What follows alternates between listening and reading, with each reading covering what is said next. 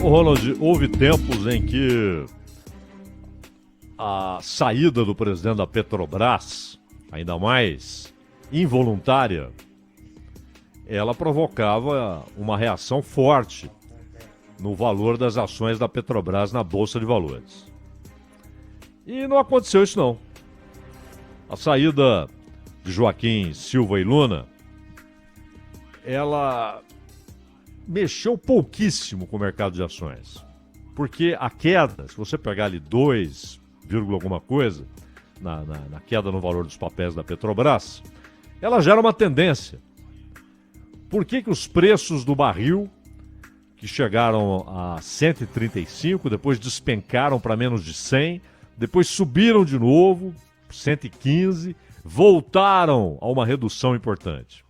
Essa redução importante tem a ver com a China, porque quando a China anuncia uma quarentena pesada em Xangai, a cidade mais rica do país, uma espécie de símbolo da modernização chinesa, qual é a conclusão dos diversos mercados, né, pelo mundo? Olha, dificilmente a China vai ter um padrão normal de demanda de petróleo, pelo menos nos próximos meses.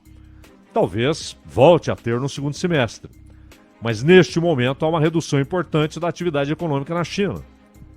Então, haverá menos demanda por petróleo, o preço cai. Simples, né? É a velha história da oferta e procura, irrevogável, né? Então, foi isso que mexeu com o valor das ações da Petrobras. Não foi a saída de seu presidente.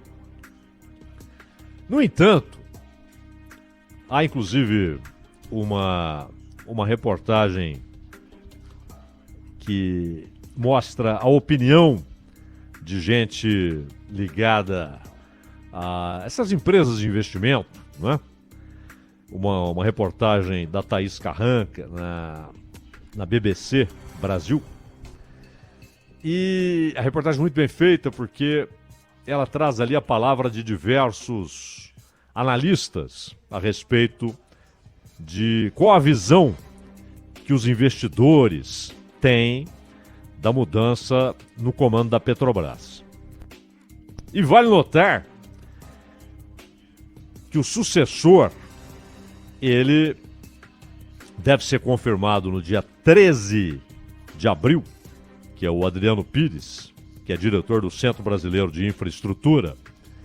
Ele foi conselheiro para a área de energia da campanha de Aécio Neves à presidência da República em 2014. E é um sujeito de ideias conhecidas, inclusive recentemente deu uma entrevista, digamos, esclarecedora. Problemática, mas esclarecedora. Primeiro, por que a saída do presidente da Petrobras, embora irrite muita gente no tal mercado, não é tão relevante? Porque, na verdade, se o governo demonstra cada vez menos poder para estabelecer política de preços na Petrobras, quem está ligado no que acontece dentro da maior empresa brasileira sabe que o presidente da Petrobras também não é um manda-chuva. Você tem um conjunto de diretores, alguns tecnocratas, outros que nem eram especialistas, mas há muitos anos estão lá e foram aprendendo como funciona a coisa. Eles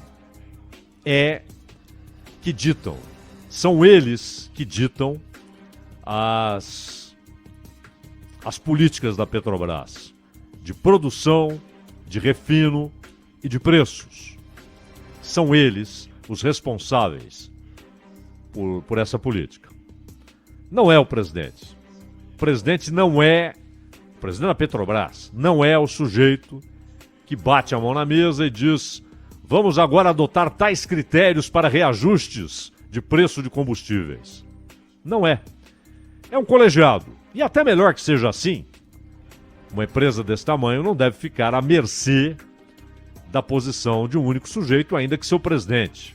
Até porque, se apenas um decide a política de preços da Petrobras, esse um pode ser manipulado, seja pelo governo, seja por grupos de acionistas. Quando você tem um conjunto de representantes dos acionistas e do próprio governo, que é o maior acionista, a possibilidade de decisões razoáveis é maior.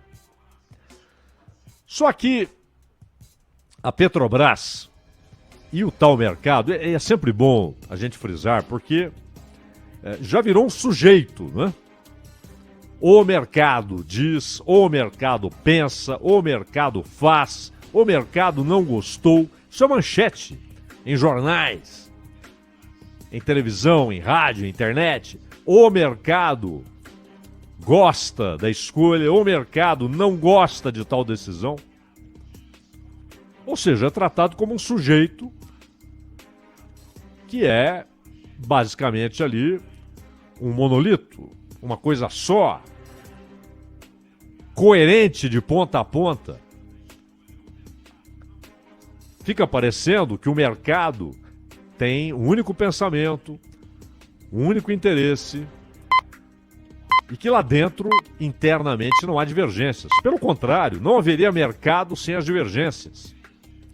O mercado é formado por agentes múltiplos, incontáveis, com interesses diferentes, com visões diferentes, com objetivos diferentes.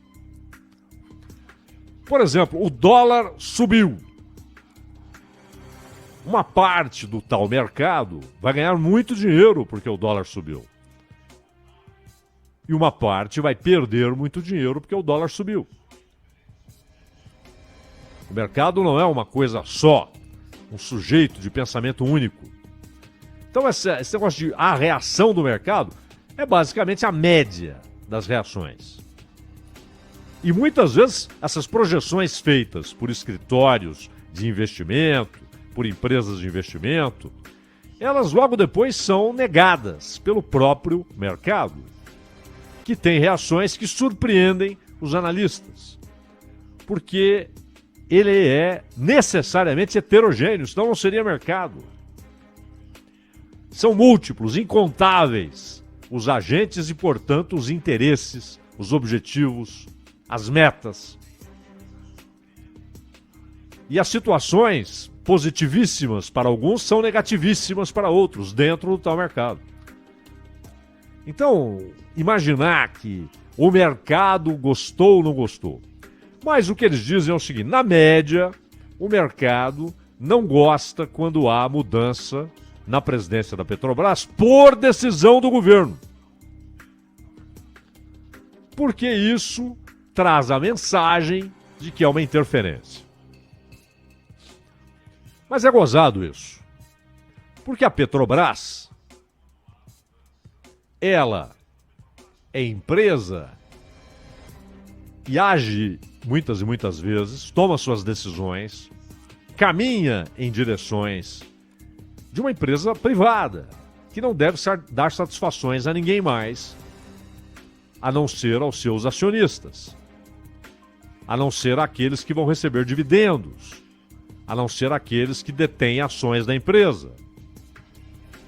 Ela não tem de dar satisfações ao governo, não tem de dar satisfações ao Estado, não tem de dar satisfações à sociedade. Mas espera lá. A Petrobras foi fundada, formada, cresceu, agigantou-se com recursos da sociedade. E claro, pelos benefícios que teve como monopólio de um produto que vale, principalmente nos últimos 50 anos, ou para sermos exatos, 49 anos, desde a grande crise de 73, um produto que vale muito no mundo inteiro. Você ter monopólio de um produto que tem valor o tempo todo, ano após ano, no mundo inteiro, com flutuações, com reduções, com elevações do preço do seu barril, mas é um produto que ainda move o mundo. Vai sendo substituído gradualmente, até porque haverá um momento em que será extraída a última gota de petróleo. É finito, é um recurso finito, mas ele ainda move o mundo. E mesmo depois da mudança na legislação, feita em 1997, no governo Fernando Henrique, e ali o estrondo do noticiário era: acabou o monopólio da Petrobras. Balela. Porque o preço interno está diretamente, e isso é inevitável, relacionado com refinarias. E quem manda no refino é a Petrobras. Não apenas em termos relativos, 90%, mas também em termos qualitativos. Em termos absolutos, em termos relativos e em termos qualitativos, porque as grandes refinarias são da Petrobras. Ninguém é capaz de concorrer, mas há outras refinarias, não conseguem, não podem, não há a menor possibilidade econômica de concorrerem com a Petrobras. Então a Petrobras, que nasceu, cresceu, agigantou-se, tornou-se brilhante em algumas áreas, como a prospecção, extração de petróleo no mar, é uma referência mundial, uma empresa extraordinária. Mas tudo isso, toda a base, o fundamento dessa gigante é recurso público. Foi uma opção política, uma política de Estado. Provocou debates que ainda percorrem a história, né? Os debates não se encerraram, mas prevaleceu naquele momento a ideia de uma estatal, inclusive porque a maioria dos militares, que tinham então uma influência muito maior do que hoje nas políticas de Estado, os militares apoiavam a ideia de uma estatal. Havia algumas dissidências, principalmente na aeronáutica, mas a ideia era essa. O fato é que a Petrobras é uma das maiores do mundo, mas de certa forma, sempre houve a ideia, paralelamente aos debates, tem de privatizar, não, tem de manter estatal, tem de vender parte da empresa, ficar só com o núcleo, só com o essencial, não, tem de manter tudo. Esse debate, ele é paralelo a uma política quase informal que sempre houve, de levar em consideração a origem da Petrobras e a responsabilidade social que ela tem, porque a sociedade brasileira, por intermédio do Estado, executivo, legislativo, conferiu à Petrobras condições que são peculiaríssimas. Não são únicas. Há outras gigantes estatais de petróleo no mundo.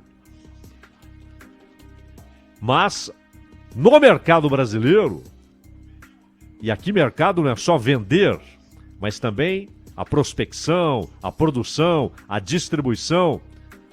A Petrobras teve um monopólio total por muito tempo, depois vendeu, distribuidora, abriu mão de partes desse monopólio, mas manteve o controle estratégico do refino. Essa política foi abandonada. O argumento principal, porque eram dois. O principal argumento qual era? Olha, ela precisa ser tratada como uma empresa que está no mercado. É preciso olhar para os seus acionistas. Sim, claro. Uma empresa que coloca ações, que entra para o mercado aberto, que se capitaliza com dinheiro alheio, com os acionistas, com aqueles que adquirem ações, isso capitaliza a empresa, é bom para todo mundo. Ela tem a responsabilidade jurídica e ética de dar satisfações aos seus acionistas. Claro, satisfações e dinheiro, né? Dividendos, quando é o caso. Mas ela não pode ignorar o seu principal acionista, que é a União. Não é o governo, O governo não é acionista de nada. É a União. É a principal acionista. E tem também de receber satisfações e dinheiro. Recebe, é claro. Mas não é acionista de graça. É acionista principal, porque assim a sociedade definiu por um tempo única acionista. E mesmo depois, com a empresa tornando-se empresa de capital misto, manteve-se como principal acionista. E muitas vezes assumindo prejuízos. Porque a empresa não dá só lucro. E aí entra o outro argumento para mudança de política na gestão do Pedro Parente. Esse é um argumento ali que a imprensa fez muito barulho a respeito, que era a roubalheira. O fato de que a Petrobras foi roubada, drasticamente roubada, com afinco, sem com total desassombro, sem qualquer preocupação. Ela foi pilhada. Isso não está em discussão, não é? Tanto que ela fez acordos jurídicos no exterior, já que é uma empresa que tem ações na Bolsa de Nova York, e teve de dar satisfação aos seus acionistas nos Estados Unidos e, na verdade, gente de várias partes do mundo que comprou ações da Petrobras em Nova York. E essa gente falou, opa, eu tenho ações de uma empresa que se deixou roubar. Porque não foi um assalto. Não é que entraram lá armados, abriram os cofres e arrancaram o dinheiro. Responsáveis pela Petrobras, pela direção da Petrobras, fizeram parte do assalto. Permitiram, alguns e outros permitiram e participaram. Então, devagar com essa história de a Petrobras não foi roubada, isso é discutível, isso foi uma trucagem jurídica. Não, isso é um fato. A Petrobras foi assaltada, foi roubada. A questão a ser discutida ainda no âmbito do judiciário é quem participou, quem não participou. Quem foi acusado, mas é inocente, quem foi acusado, mas é culpado, quem é culpado e nem foi acusado. Essa é a questão. E ela perdeu bilhões. Não é que ela perdeu 100 milhões de reais, 800 milhões de reais, foram bilhões. E aí, isso foi usado também como argumento para mudança na política. Não deveria. Não deveria. Porque isso significou, sabe o quê? Vamos passar a conta para a sociedade. Roubaram a Petrobras? O consumidor vai pagar. E como sabemos, não é o consumidor só do óleo diesel, da gasolina, do gás natural. É todo mundo. É o sujeito que consome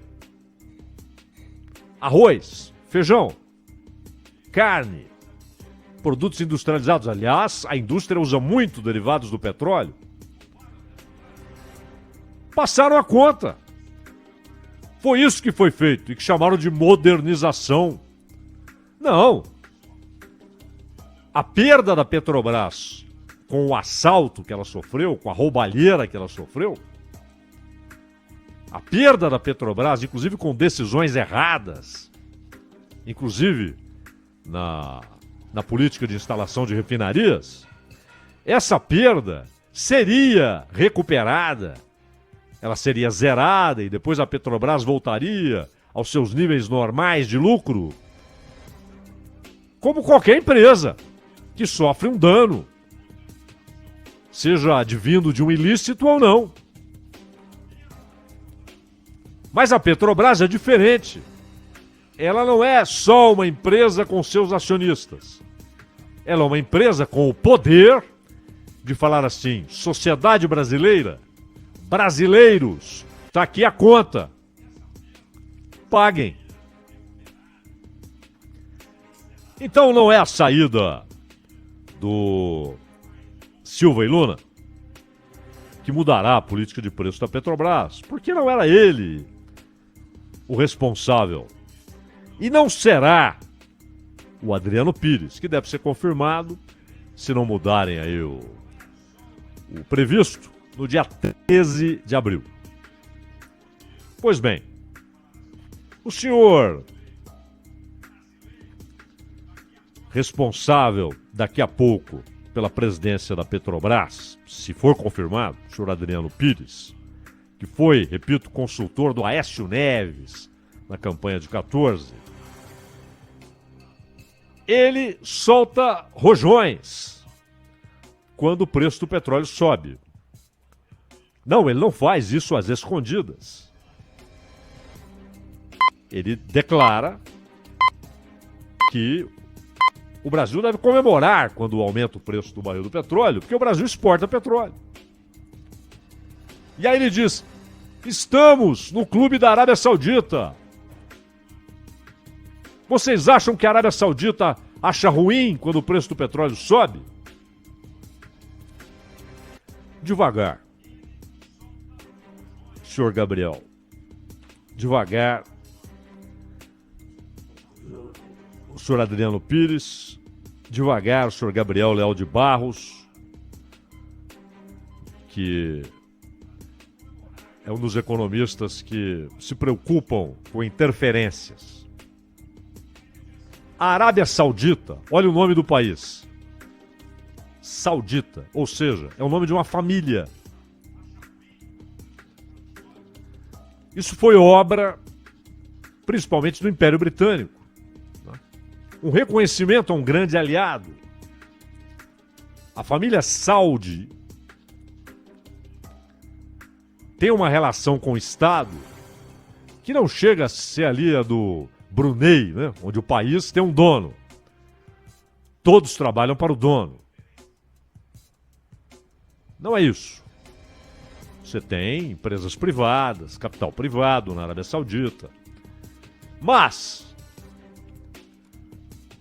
o grande bem, que é o petróleo, ele é, embora com empresas privadas explorando, etc., mas é um bem da família Saudi. É a Arábia Saudita. E a Arábia Saudita, aliás, vale notar, isso deve ser sempre lembrado pelo senhor Adriano Pires, que na Arábia Saudita, muitas vezes, reduzir o preço do petróleo é a política da família, é a política do Estado, é a política do príncipe Mohammed bin Salman, porque o pai, Mohammed Salman, está com Alzheimer, ele ainda tem encontros ali protocolares, representa o reino, mas quem decide é o príncipe, é quem manda, Mohammed bin Salman, que, por exemplo, às vezes fala: vamos provocar redução do preço para levar o Irã a um colapso econômico. Ele decide isso. Não são as empresas. E quem levou a Arábia Saudita a reduzir essa política e, portanto, a reduzir a produção para que o preço do barril subisse foi a Rússia. Rússia e Arábia Saudita são os grandes responsáveis pela política da chamada OPEP+, aportuguesando, né? Como devemos. OPEP+. A Rússia conseguiu isso, porque senão os preços estariam lá embaixo ainda, com guerra sem guerra. Porque a Arábia Saudita falou: vamos inundar o mercado de petróleo, com petróleo, e o Irã que se lasque. Porque o Irã é visto como um grande rival estratégico, político e quase vital da Arábia Saudita. É outra coisa, senhor Adriano Pires. E mais um ponto que é preciso ressaltar, Ronald, Ana e todos que estão com a gente aqui na Bandeirantes. O Brasil, sim, o Brasil exporta petróleo. E é óbvio, quando o barril fica mais caro, essa exportação dá mais dinheiro. Dá mais lucro, é claro. E a Petrobras é uma empresa. Isso é bom. E é claro que ganhando mais dinheiro, o Estado arrecada mais, como argumenta o senhor Adriano Pires. A União arrecada mais, os estados arrecadam mais, os municípios arrecadam mais. Só que há um ponto, senhor Adriano Pires, que nos diferencia em relação a outros grandes exportadores. O Brasil importa combustível. Sim, o Brasil exporta petróleo, mas importa gasolina. Grande parte do petróleo aqui produzido é incompatível com as refinarias aqui existentes. E quem manda e desmanda no setor de refinarias? A Petrobras. E claro, é mercado, é lei de mercado. Então, às vezes, o petróleo extraído é mais negócio vendê-lo cru do que transformá-lo em gasolina, em diesel, em outros produtos. Tantos e tantos. O asfalto leva petróleo. Na indústria, N produtos que têm derivados do petróleo. A indústria sofre muito com o petróleo mais caro. Então, claro, o Brasil exporta petróleo, mas importa gasolina. E o barril mais caro é gasolina mais cara. Então, alto lá com o seu foguetório, quando o preço sobe. Como sempre, no mercado, uns ganham, outros perdem. O problema, Ronald,